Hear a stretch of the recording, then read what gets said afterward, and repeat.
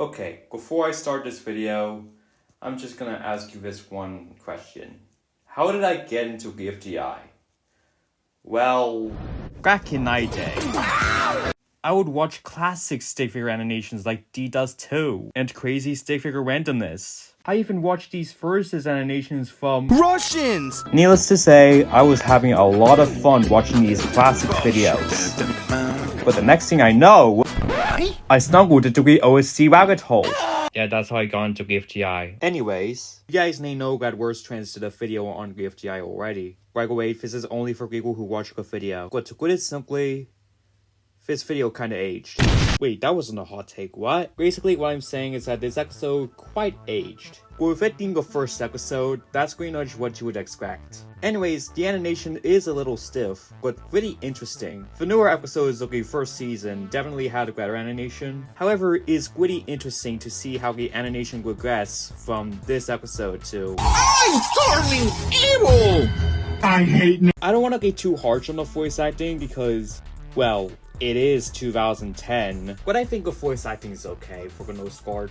Also, I need to point something out. In one scene you see Waki on the ground, and the other scene? Why, he's on the mountain, of course! It literally took me 16 years to figure that out. But to be fair towards Jack and Jellyflies, it was established that Waki can fly 20 episodes later, which proves that my headcanon that Waki flew away from Woody screaming as correct, sorta. There isn't really much plot in this episode, just showing us the contestants chilling just before the announcers showed up, which brings us to the first ever challenge in the entire series. And here's a hot take.